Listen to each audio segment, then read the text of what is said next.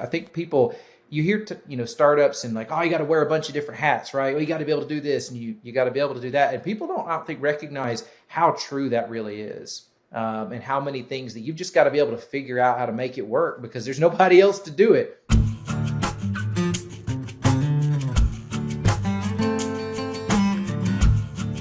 Hey, everybody, and welcome to the Slow Smoke Business Podcast. I'm your host, Jared Morgan, and I am super pumped about this episode. So for the first time, we're actually going to have more than one guest on this show. So I'm actually not sure how to introduce everybody the way we normally do, so I will here in just a moment. But first, what are we putting on the grill? Well, today, I have slaved for hours preparing this. Actually, that's not true. I got this from a local butcher called the Cajun Cleaver. This is if you can't really tell because it looks a little gnarly there, but trust me, it's delicious. This is a whole chicken stuffed with boudin sausage. Boudin sausage is a Cajun sausage that has rice in it and spices, so it's all stuffed in there. And we're going to throw this on the RecTech grill. But before we do that, let's introduce our guests. So a couple of guys are returning.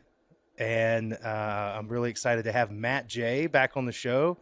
Matt, who is our former Chief Technology Officer, former CIO of the Year in the state of Alabama, current entrepreneur in residence at Innovation Depot in Alabama. Welcome, Matt. Hey, thanks for having me. And back for a second time, Luke Brymer. This is kind of like around the horn when the guys come back every show, like on ESPN. Right. So Luke Brymer, sales extraordinaire, author, good friend of the show. Thanks for coming back, Luke. Thanks for having me, man. And for the first time on the show, Steve Morgan. You may recognize the name. Steve is my brother, but he is more famously known as the General of Operations, the greatest online proctoring operator in the world. Welcome, Steve, to the Slow Smoke Business Podcast. Wow, thank you very much. It's an honor to be here. It is an honor indeed. I'm going to I don't know if it is an honor. Actually, it may be a curse. So I figured the easiest way to put this thing on the grill, I'm going to glove up here. Otherwise, we're going to have like the Salmonella Chronicles, right? Have any of you guys ever had boudin stuffed chicken before? No. Yes. Yes, I have. Luke went, yes. Sausage. For sure. Oh, you've had sausage. It's basically sausage inside the chicken, right? Yeah. So open this bad boy up here. I've been preheating it. Let me turn it down. So unfortunately, this is going to need to cook a little while. We're not going to be able to see the finished product on the show, but that's okay. I'll see if I can get it and put it on the social media later. Ready for the sizzle? Ooh, there we go. Oh, there it is. Nice. Very nice. There you go. So we're going to let that guy go for about an hour. And then let's get the probes in there. What's your temperature you're running there, Jared? I've got it at 350. So you're supposed to go 350 for an hour and then come back at a higher temperature for about 30 minutes. At least that's what the instructions said. And I trust them more than I trust my own judgment. So you didn't want to go low and slow on this one? I could have. It's more fun to drop it on. So, I guess I could have started in the morning. I was going to drop it. I like to drop it in the middle of the show and you get to see it go on and the sizzle. But Alex, our guy that we work with here on the podcast, is trying to convince me that I need to break the episodes up and start the episode, putting it on there, and then finish the episode an hour or two later when we're getting close to the end and we can kind of see the finished product. So the Slow Smoke business is a work in progress, like everything in life. It always is. We had a great show with Matt and with Luke and with Scott. And the one thing that I kept getting over and over from people was while they really like the business lessons, people really love kind of the stories about, the early days at ProctorU. And as you guys, if you don't already know, the three people on the show are three of the most important people in the ProctorU story that kind of built this little scrappy Alabama startup into what it is today. And so, we shared a story during Luke's episode about changing in a London bathroom with weird cameras that were watching us, and we still haven't really figured out why that was. But I wanted to talk some more about what it's like in the early days and the lessons that we've learned from that. So the first thing I kind of want to throw out as a discussion point, and this one's for Matt. When we were starting out, the guy, for those that don't know, haven't heard our story, we founded a company called Proctor U back in 2008 and grew it over a several year span to become the largest online testing company in the world. But it took about 10 years to be an overnight success, right? It took a long time for the company to kind of grow into what it is, hence the name Slow Smoke Business. Is what we talk about. So in the earliest days, when we moved, we originally started in a small school, and when we finally moved out of that school where the idea sort of started, and I was able to convince Matt to move across country and kind of join me on this ridiculous project that we were starting, we had to get our own building, and we found this building about 5 or 10 miles down. It was down in Pelham, Alabama, just south of Hoover, where we had started. And we found this. It was like a stucco brown building, and we called it the gingerbread house because that's what it looked like. It was a gingerbread house. But about a week after we moved into that building, we got a notice in the mail that our landlord was in default with the bank, and we now owed all of our rent payments to the bank. And this is this is our first building. We've just been in business for the little short amount of time. And it was like, we kind of had one little floor on this building, and then the rest of the building wasn't finished. And the building next door was done on the outside, but it was studs on the inside. And so we thought, oh, maybe we'll eventually expand into the rest of this. And like 2 weeks in, we realized like, oh my gosh, now the bank is the landlord, and I don't know. So quickly upon having that happen, there was one particular quirk about that building, Matt, if you remember. Well, one quirk. There was one particular quirk that was problematic, the most problematic, and that was what, Matt? Well, when I was thinking about this, the AC was a problem, but the plumbing was the biggest problem. The plumbing was a disaster. So whoever built this building, I'm not sure why, but they installed the plumbing wrong in the building, and the toilets would quickly become unusable after just a little bit of use. And as we were a growing company, we were having people come in and work, and I would be on a call with a university provost. Yes, sir. No, absolutely. We can guarantee that this is going to work. And okay, thank you. And I'd hang up the phone.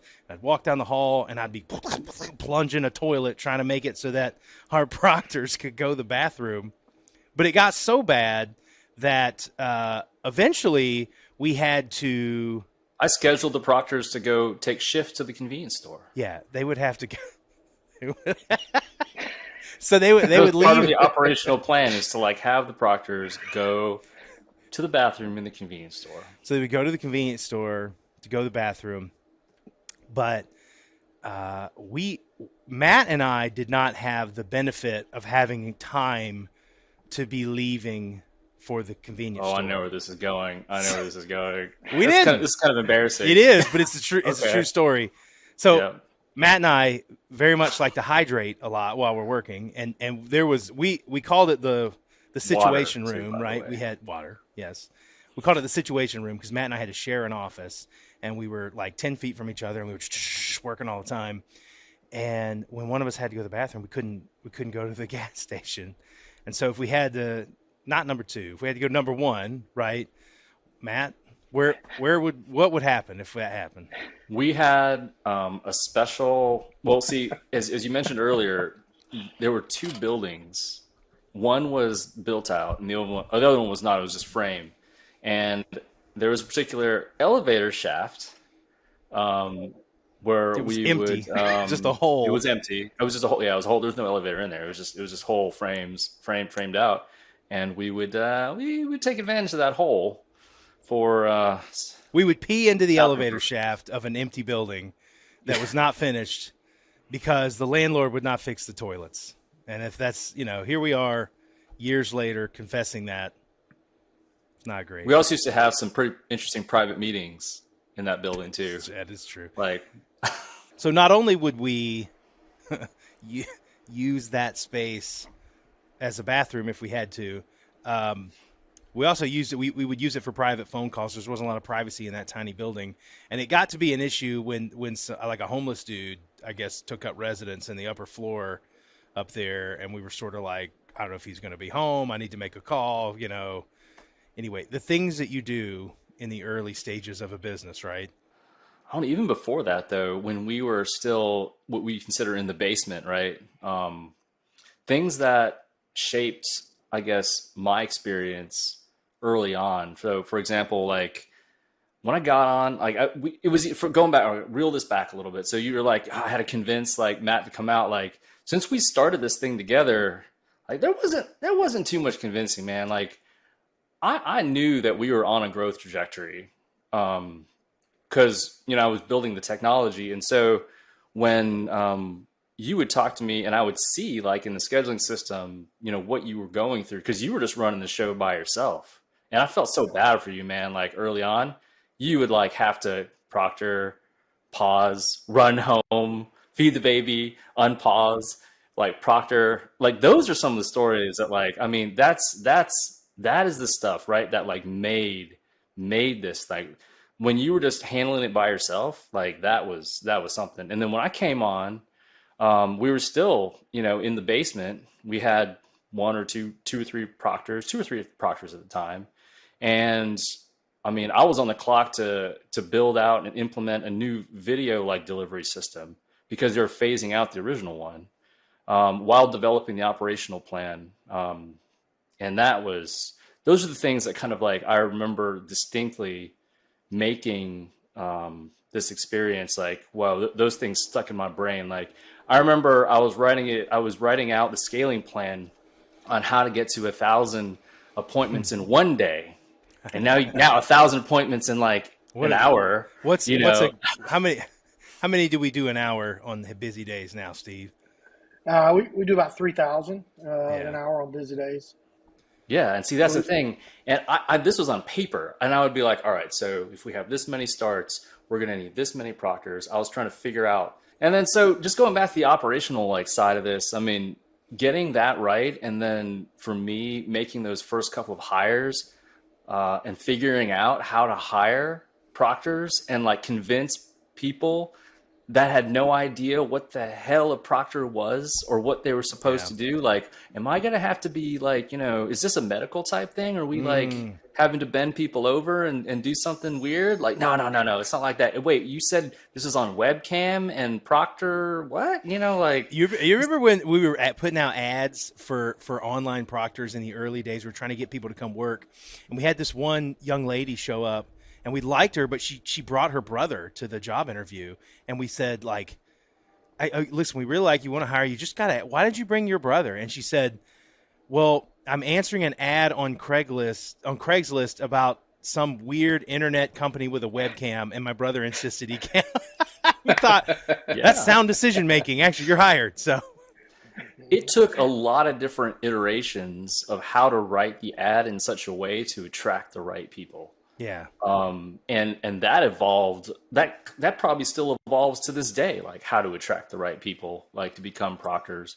And, luckily, I'm guessing, we don't do as much, domestic hiring on proctors that we used to, but, even so, I'm sure that process and the way that happens is still like being refined. Yeah. We're changing that every day. I mean, what's interesting about all three of you guys and sort of a common thread is that each one of you guys has a story of how you became kind of a believer in a startup early on. And, I think we told the story about Matt, he's living in Los Angeles, he's playing guitar and on the Sunset Strip, and he's got a great career with the Geek Squad movement. He's moving up and everything. And he like takes his pregnant wife and does the reverse Beverly Hillbilly, right? He moves from California to the country to go work for this startup that had a history of not being able to pay me very often. And we've told that story. There's the interesting story of Steve too, my brother. So as that was going on, and as I was convincing Matt to come to, like, I need a guy, you're the guy, and Matt's like, okay, he's coming. But we were spinning out of the university, and the university that we were in was a very, very small school, and it was really struggling financially. And so it had kind of been mismanaged by the management of that school, and we were spinning out into our own thing. And so it was like, we don't have, the university doesn't have enough money to keep the internet and the lights on for the next 45 days until we become our own company. And so we needed money. If I didn't make, it's complicated to say why, but if we got to 45 days, we got like a little lump of seed money that we could work with. But if I didn't make it that 45 days, we had no business. And so when you get into situations as an entrepreneur, they say the first people that you raise money from are the 3 F's. They're friends, their family, or fools, right? And so I called my brother because he was all 3, right? And he was, I'm like, yeah, can you? And so he wrote us a check. I don't even remember how much it was, but it was a lot of money for me at the time. $40K. It was, no, I don't think it was that much. You overestimate our ability to write checks back then. Yeah, not back then. It was, I think it was like 15. it was or like, 20 yeah, or you'd something like sold that. a car or something and had, anyway, and that was enough to bridge that gap. And I remember you saying, hey man, what happens if I lose, this goes to zero? Like if I lose this money? And I said, man, if you lose this money, I've lost everything. And he was like, all right, I'll take that bet. Right. Absolutely. That was pretty profound at that moment. I was really kind of debating, even though you were my brother, I was like, man, I may never see this money again. And, I asked that question and you said, well, if it goes to zero, then that means I've lost everything. And, you had to take a chance and I believed in you and I knew your work ethic and knew you would do whatever it took to try to make it happen. Absolutely. That investment is probably one of the most pivotal moments in Procter U history, because if that didn't happen, Steve, like there might not have been a Procter U, quite honestly, because that's what enabled Jared to keep like grinding. Because I mean, we had such a need. Like he was just killing himself by himself. I was on the West Coast, so at that point, I wasn't able to help operation, because that's what really needed. The technology was working well enough, but what he really needed help with was the operations at that point. And it was just so hard to be able to, do everything that he was doing and try to like run the operations for Procter U at the time. And, it was only just for AJU and a couple of schools, but I mean, that was enough to like just, it was a lot. I remember talking to you, like long nights about, man, this is killing me. I don't know how much longer I can do this. And I just wish I had some help. That's why it wasn't hard to convince me to like do it, because I saw that you would put your heart and soul in it. And when I talked earlier before about, what was critical to making something successful, it's the team, man. Right. So you were like all in, like, and so, if you're all in, hey man, like I'm all in. It was an easy jump for me because, at that time I was doing this remotely, but like I saw you were all in. So for me, it was easy. You're all in, I'm all in. Let's do this, baby. Let's get a little grill check. Oh, that looks good. Oh, nice. So yeah, it's getting a little charred on there. I had it really hot to heat up and clean the grill, and I should have let it cool off a little more, but I think it's the right temp now, so we should be good. You don't want to mess around with chicken not cooking it enough, that's for sure. That's true. I've got temperature probes in there, and they're at 110. So what's your target? Temperature. What's your target there? Well, my target temperature is the USDA safe eating temperature for chicken, which is 165. I've got it on 350. I may turn it down a little bit. Maybe let me do that. Let's turn it down and let it smoke a little bit more. Because the grill's running at 395 right now. So let's put it at 300. That'll cool it off a little bit more. Whoa, 395. Oh, it's in that sun too, I bet. Yeah. Alabama sun, man. Makes it a thing. You guys grilling anything good lately, by the way, as an aside? It's been a while for me. It's been a couple weeks. I mean, I've just been doing some steaks, but I haven't done a long, low and slow in a minute. It's a couple months. Steve is quite the grill man. That's for sure. I cooked some smash burgers the other day for the kids, so they were very good. Oh, nice. I'm throwing So some chicken breast on there tonight. So come get on, some stuff cooked chicken up. breast Yeah. is easy. That's the good stuff. Yep. So there's a story that involves all of us, right? And it has to be brought up in this context. So we're building the business. We moved into a nicer building now.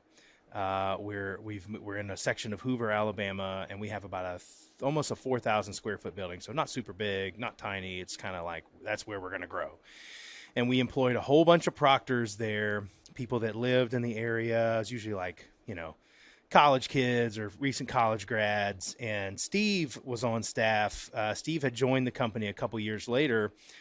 We recruited him to come run operations. He had a background in law enforcement. He had a background in running construction projects and had managed a lot of people. And so we were like, nobody's ever really done this before. So can you come in and figure out how to logistically make this work? And so he's running operations. We've got this little office, and it was springtime in Alabama. And this was, I guess, a decade ago, a little more than a decade ago, forget what year.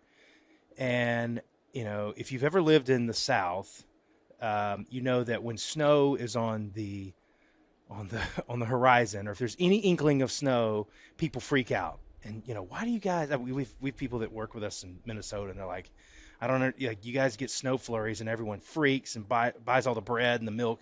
And why is that? Well, it's because of incidents like this. So we're at the office, and I get a notification on my phone that all the schools are closing, and my kids are in school. I'm like, great, what do I do? My dad happened to be at the office, and so I tossed him my keys.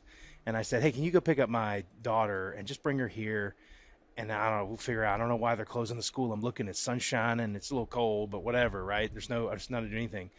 And to say that day devolved into madness is an understatement. He left what should have been and went on what should have been a 20-minute drive to pick up my daughter. He got there and got her, and it took him about 4 hours to get there. And he should have had another 10-minute drive to my house. We decided just to send him to my house, and ended up having to abandon his car. And how do we get from sunshine to that? And it's just because we had a massive amount of snow in a very short period of time, all the roads iced over, and it became this major ordeal. You guys remember this, obviously. Oh, Yeah. never forget it. Birmingham calls it Snowmageddon, right? And so when you're running a company, sometimes like you've got all these strategies for customer management, and you've got, all these strategies, how we're going to grow and we're going to do, and then you get thrown some wild curveball like a snowstorm in the middle of hot Alabama that shuts the whole city down. And so we ended up getting stranded at the office, right? You remember how that even came about? Oh yeah, I remember. How did it come about, Steve? It was leave no man behind. Well, don't throw the guy. Don't throw the guy under the bus and say his name. But there was one particular proctor that couldn't. He was not allowed to drive in the snow to try to make it home because he's driving his mother's car. He was driving his mother's car. This is like a part-time worker. Mother would for not us. allow it. Yep. And so it was me, Steve. Everybody else had left. Luke had hightailed it home. He was afraid. The irony of that situation was I had just come off of having like complete ACL surgery and was in Ohio for a conference, and it was in the middle of a snowstorm there, and I flew, and it was that day a blizzard hit Columbus, and it was negative 20 degrees in Columbus, and wow. I get off that plane and I'm going to the conference, and of course you would assume that somewhere negative 20 in a blizzard would be a little tough to handle it. No, life carried on. To your point earlier, life carried on just fine. I made my way and did my thing up there. But, a little bit of snow and ice, we got shut down here in Birmingham. Matt, what year was that? Do you remember?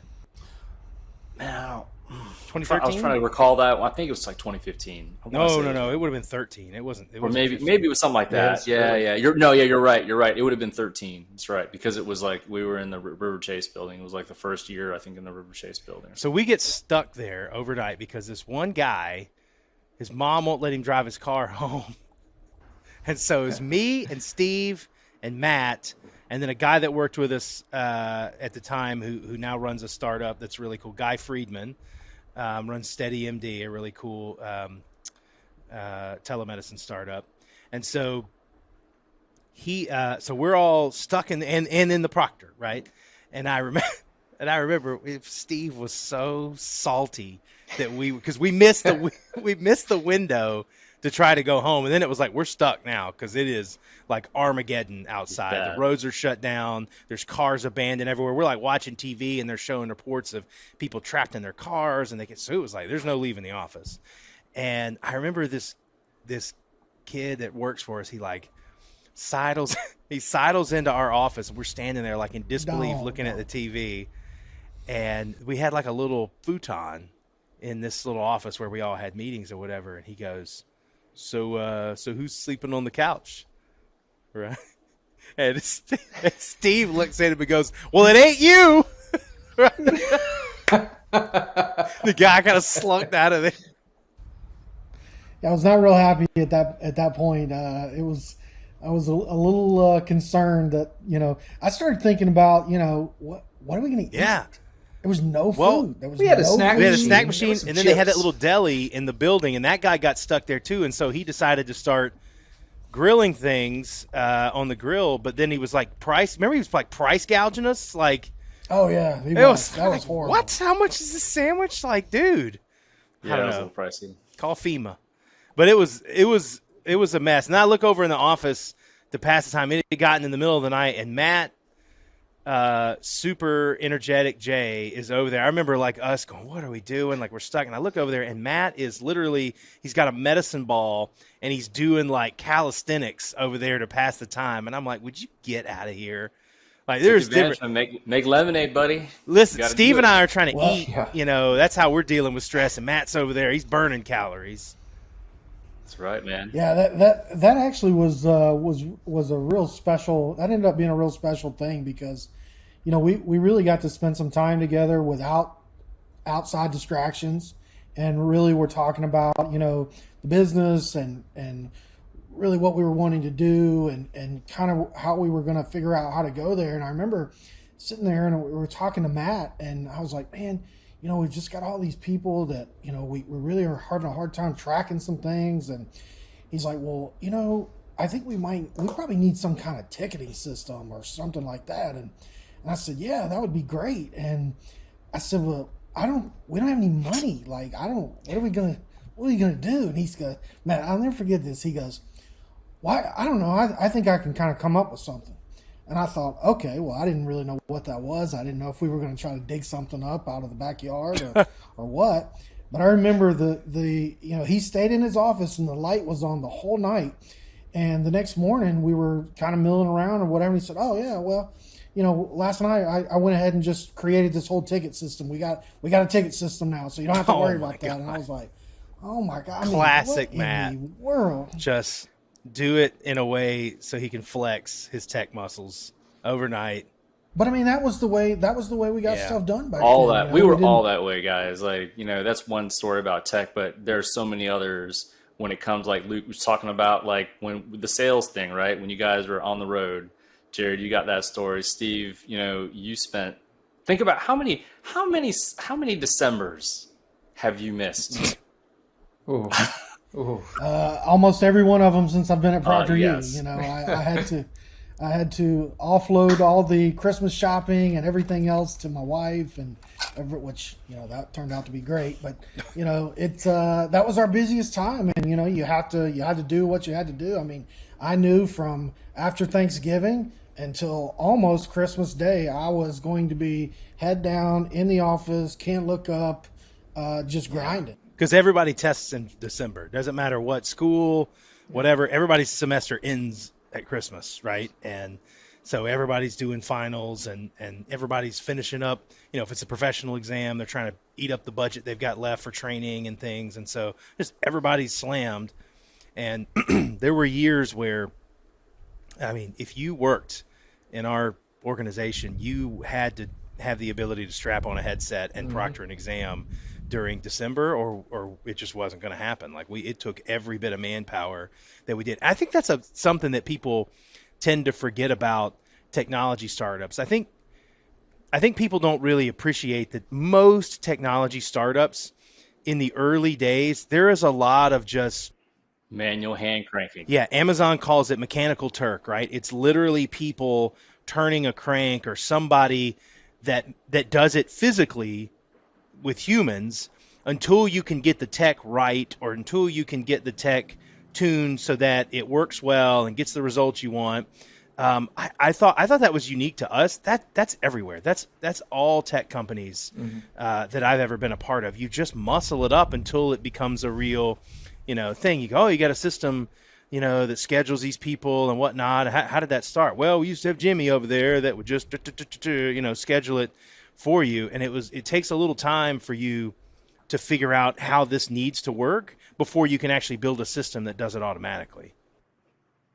Well, that's the thing. I mean, you got to make it work, right? And we all talked about it, and we talk a lot about it. Luke wrote a book about it, grinding and hustling. I mean, this is what it takes to be in a startup, not just a startup, any business that you want to make successful and that you're passionate about and you care about. That's just what it takes, man. This is your moment, Luke. I'm going to check the chicken. And- Plug the book, Luke. What's the name of the book? The book is called The Final Thought, and it's really a goal on trying to get a little takeaway or a snippet on every concept that you could really put into practice every day. And to that end, and Matt, what you were saying, there's also, I think, people, you hear startups and like, oh, you got to wear a bunch of different hats, right? Well, you got to be able to do this and you got to be able to do that, and people don't, I don't think, recognize how true that really is. And how many things that you've just got to be able to figure out how to make it work, because there's nobody else to do it. There's no system to do it. There's no other person to bring in. It's kind of on you to sit up all night and build a ticketing system. You just got to find a way to make it happen. That looks great, by the way. Yeah, I got it. It looks Yeah, good. good I was there. about to say, tune in this week and watch me burn a chicken. I've gotten it to cool off a little bit. It's not as bad. So, I mean, you've got, we've all got years of experience doing this. One of the things I wanted to ask was,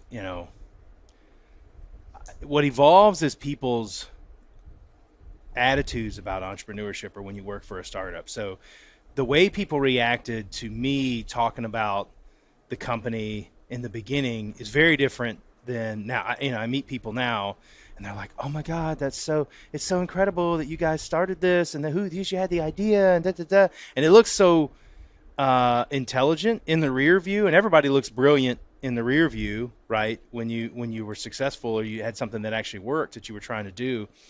But tell me some stories about when you guys first told someone, hey, I'm going to go work for this thing, particularly Luke. I want to hear Luke's story, because Luke, we told during the previous episode that he was on, we told the story about how he was working at Verizon and we recruited him to come, but he took a huge pay cut to do this, and he had to convince his wife, hey, I'm going to do this. I'm going to sell my car. When you were telling people that, Luke, how were people reacting to what you said you were going to go do? There's just a lot of huh? You're going to do what? Why? Why? This is a really good company. You've kind of done pretty well. What they do? What to who? How? It didn't help that the name and the story behind it was also a little bit of question, as we talked about earlier. So there was a lot of question marks to it. But by the same token, there's that element of being a part of something from the ground up, that if you're willing to listen and really consider how incredible that is, to be a central core part of something as it gets off the ground and goes the direction that incredibly Procter U has, over the last decade, that it's incredible to look back. It's really incredible. And to your point, you see all of the hindsight's always 2020, but things didn't make sense 10 years ago. It didn't make sense selling vehicles to have the job. It didn't make sense to go, well, let's take a 50, 60% pay cut and hope that this works out, right? But I think, Matt, on the episode that you had shared, you made a comment about something that's really resonated with me when I've talked with others in startups and such. The people that you form around you certainly with a startup, is undoubtedly one of, if not your most important elements to a business, and certainly to a startup. And for me, Jared, the why behind that, and some of the conversations I had, even with Savannah, my wife, and talking through how are we going to make this work, it was the people sitting down, meeting you, sitting down, having dinner with you and Matt, your families, your wives, your kids, getting to know the people that I was going to, go to, if I can use this word, go to battle with, right? I was going to throw it all in and let's all do this together. You've got to have that core group that you can trust implicitly, that has got your back, and that you're all in lockstep heading towards the same objective and goals. And man, that was really just one of the key elements that was like, this is it. This is where I'm supposed to be, and I want to be a part of it. I mean, if you don't have the right relationships with people and you don't have the right people on the team, I talk about it all the time, like get people around you and get aligned. But that's, you kind of said some of the, what does that mean? Like, well, that means like go to dinner with people that you're going to work with, get to know their families, get to know what their goals are, and, make sure that when they win or when you win, they win, right? And if you really believe in each other, then that should be relatively easy to do. And that's how you can kind of build a team of people that are going to, win long term, that are going to climb mountains together and, slay dragons and do things people said wasn't possible. It's like when you can all get on the same page and believe. And it doesn't really matter what people that are sitting on the sideline go, well, that's kind of weird, right? It doesn't really matter, right? That's what I always had to remind myself, is that, it doesn't matter what people think when you tell them what you're doing. All that really matters is you understand it and you know where you're trying to go, and that you're going to work hard to get there. And then when you do, people go, well, that was really smart. And you go, yeah, well, it sounded really dumb at the time, right? But it looks really smart in the rearview mirror. The concept of quality over quantity, when you're dealing with your team, you may never find a better representation than when you're starting a business. Agreed. Jared, we spent some time, I had an episode, Luke had an episode, but I think your audience really needs to hear about why Steve decided to join. Because think about it, Steve. Yeah. You were like running a major home building company. Your company built my house that I'm living in today. So, like, I think the audience really needs to hear about that.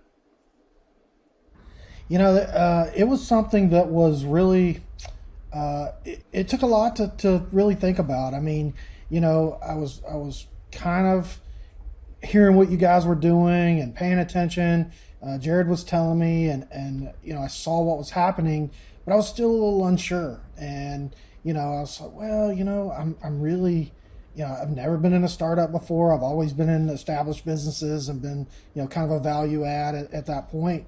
But really, it goes back to what we were just talking about.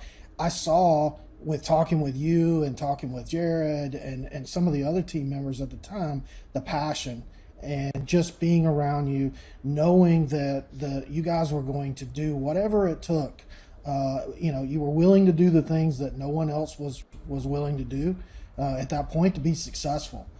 Just like the ticketing system, that's a small example, but there were numerous things like that over the years where we just didn't accept it. We didn't accept no for an answer, and we just didn't say, well, we're just not going to be able to do that. We powered through it. And, I think for me, that was kind of the thing where I was like, well, I have this safe thing over here that I'm doing and, making a good living at. And let me just get out of that and come into something that I've never been in before.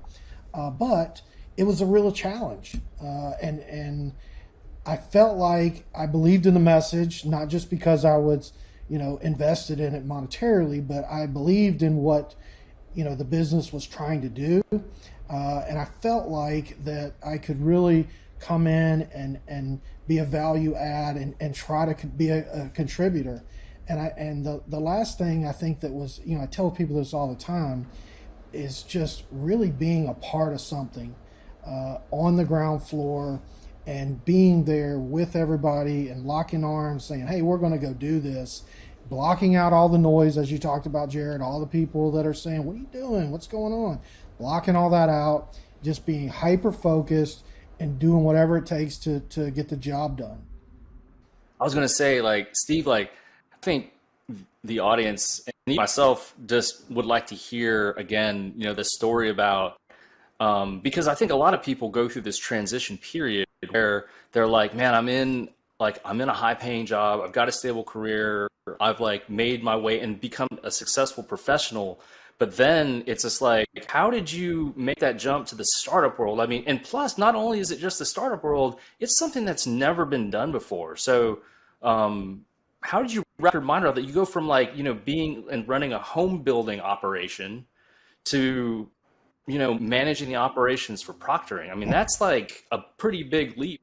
What went through your mind when you were thinking about that? It was definitely completely different. I think the biggest thing that it came down to is kind of like what every entrepreneur thinks. Hey, look, I'd like to blaze my own path.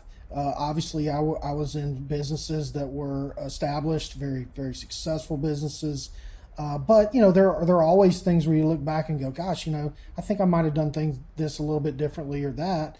And this was really an opportunity for me to say, okay, I'm going to challenge myself inside. Hey, I've never been able to be in this field before. No one's ever done this. I'm going to challenge myself and believe in myself, because I know that I'm going to do whatever it takes to be successful, and I'm going to bet on myself every time, no matter what, because I know what's on the line. But for me, that was kind of the thing where I do like challenges. I like to be challenged, and I really wanted to be a part of something. And at that time, I never dreamed in a million years that we would be where we are today. But I felt like we would be a very successful company with the way things were headed. So you just have to kind of weigh things out, and life's all about chances and decisions, and you get about one of these in your lifetime that you can make a decision to make a leap of faith and actually do something. And I was at a stage in my life where I was fairly young, and if it didn't work or whatever, you can always recover. But I felt like I really believed in myself. I believed in the mission that Procter U was at the time, and I believed in the people, and I just took that leap of faith. So, Luke, I remember in your episode you had mentioned a story where you met someone that told you that you get like one shot to do something incredible in your career. Can you tell that story? Yeah. So when my brother and I were a lot younger, my dad, who didn't have a lot of business background, had taken us to a gentleman that worked out at the American Cast Iron and Pipe Company. And the long and the short of it, just kind of walked us in the office, said, "Here, boys, I want you to sit and listen and learn and gain some wisdom from this guy." And so we did, and we sat, and I think we were there like 30 minutes. And again, it's funny what sticks with you. The only thing I remember out of sitting on that couch for half an hour is that gentleman telling me pretty much exactly what you shared, Steve. Boys, you may have one chance in your life to take an opportunity, to take a chance. Do the best vetting that you can. Try to make an informed, intelligent decision. Pray about it. Work with your family on it. But at the end of the day, you're probably only only going to get one shot at that if you're lucky. And you better be paying attention, and you probably better take it. And his words verbatim came true to me when I stood outside that gingerbread house back in Pelham and made the decision to come aboard with Procter U. And I mean, who'd have known that man's short snippet of a few words would make such an impact, directly on me and my family. It's incredible. But that is something that anyone should take away, as being cognizant of where you are and your surroundings and what opportunities are presented, and listen and pay attention. Well, as I think about that too, and I think, between the four of us, and I was thinking like, what could the general public or the audience kind of understand about like the importance of like knowing when those moments come and how to seize those moments. And then the only thing I could think that's really common between the four of us is our faith. Like, I wonder how much of our faith and like understanding and seeing like those types of things like plays into our ability in the past to recognize when that moment was or is or whatever that may be for you. Yeah, I believe that, I've believed from the beginning that entrepreneurship is a calling. right? I mean, it's a calling that you answer, and the good ones are doing it because they feel like they have a bigger purpose in the world, and accomplishing this mission through the mission is going to do some good for the world, but additionally is potentially going to put you in a position where you can make the world a better place, right? Make the world a little bit better than it was when you found it. And that could be in creating some jobs for people. That could be in solving problems. That could just be in raising your stature in the world and giving you the ability to shine light on a problem, or, you know, get involved in a charity that you're motivated by, or those kinds of things. I mean, I've always felt like entrepreneurship was, a calling for the good ones. You know, look, we all read about the bad ones. We've seen, you know, the Social Network movie. We've seen, if you haven't seen Super Pumped, the thing about Uber, woo, that was a good one, right? And you've all seen guys like that are motivated by power, and we've all experienced people like that too in our story. But the good ones, I think, are motivated by a calling to achieve something and do good for the world and do good for the people around them. Yep.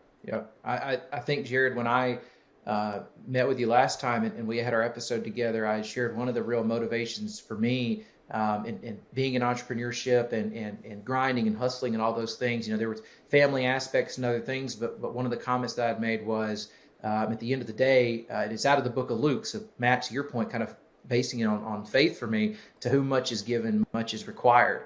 And to me, that's foundational. You know, I do a lot of the things that I do, and I know you guys do as well, trying to better yourselves, growing, et cetera, and ultimately having that opportunity to be, you know, ideally, that's what we're looking for, to be one of the good guys, to being able to be responsible, what we've earned, right, and being able to do right by people with that. So that's a good comment. I want to ask each one of you guys a question to kind of wrap this up, but it's, you know, when you go through the journey as an entrepreneur, there are a lot of really difficult moments, and there's stress. There's a toll it takes on your family. There's a toll it takes on your health. There's a toll it takes on your mental health. There's certainly a toll it takes on your finances. But there are good moments, and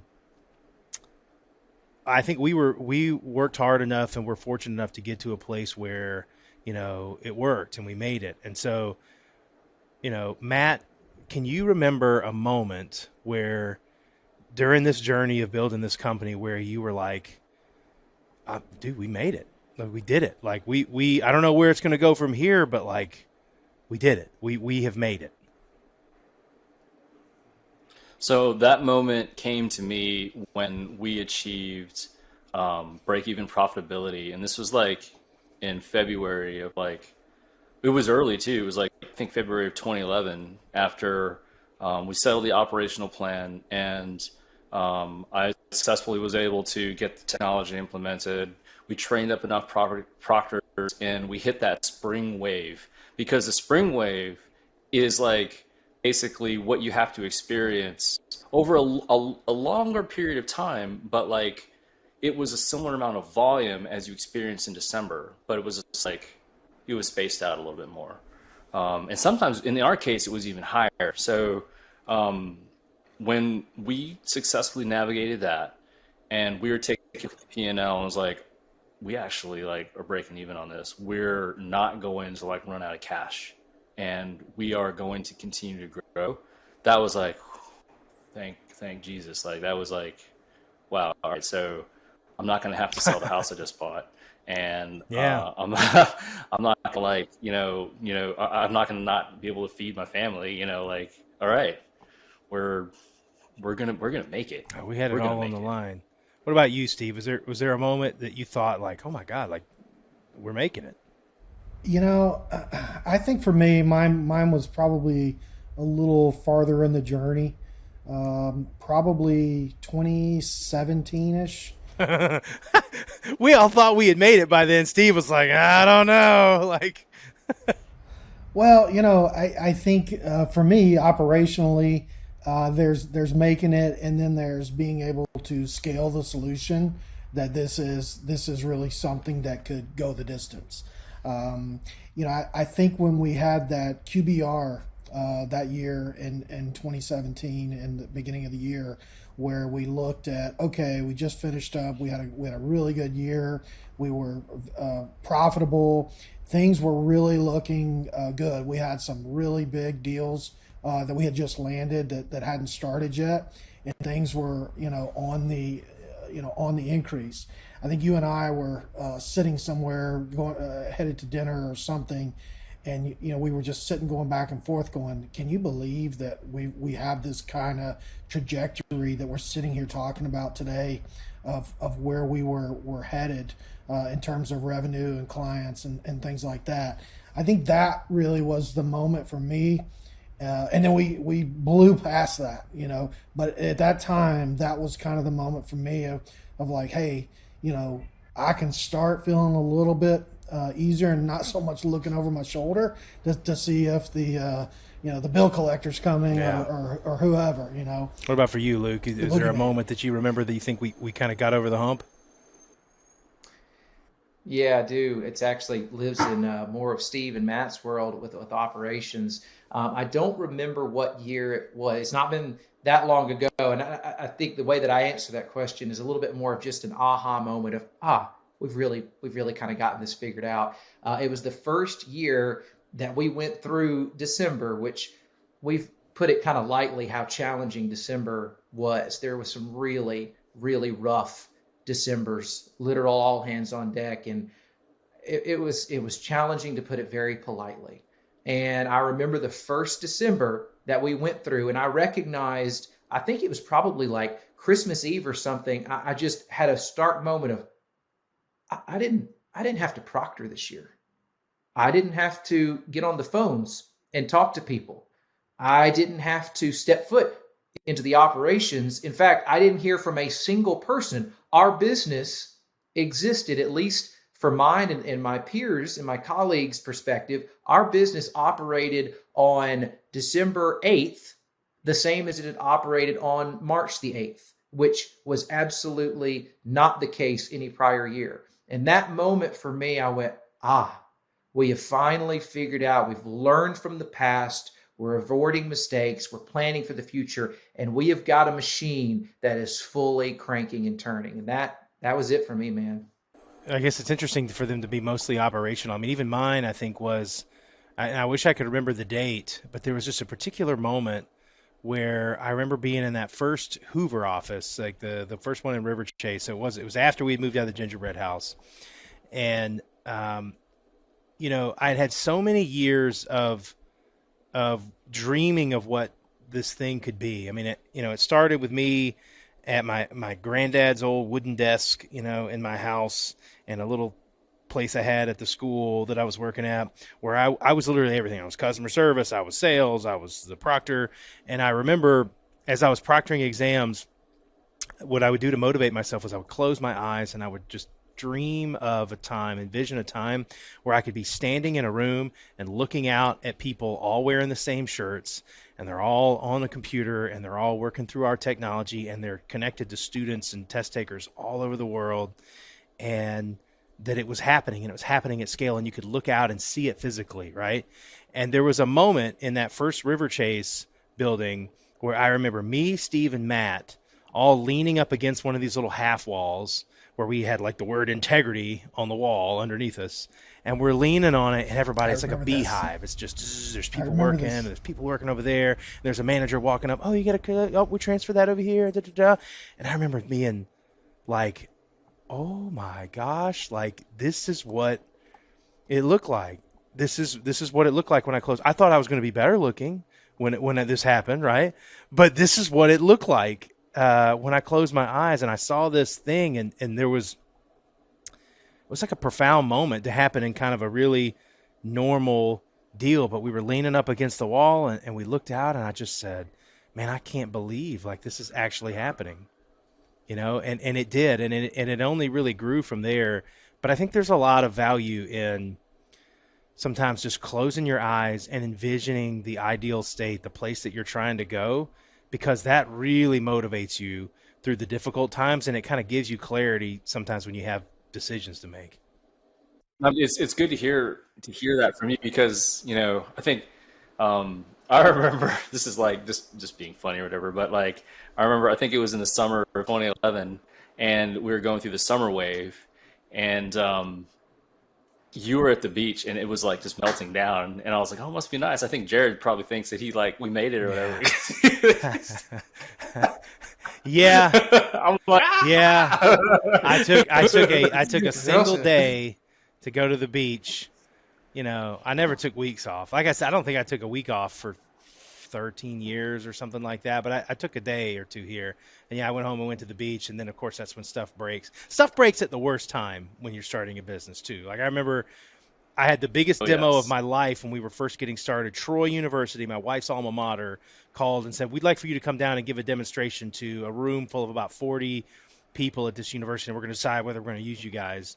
And I was like, this is it, you know, this is the demo. And so I go, and I've been hyping myself up in the car, whoosh, you know, we're going to nail this demo. We're going to prove to them that we had it ready. I've been rehearsing. The system was ready, everything.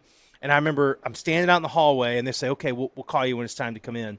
And my phone buzzes in my pocket. I answer the phone, and I'm like, hey, and it's this guy, Justin Davis. It was like one of my early proctors, became good friends with him.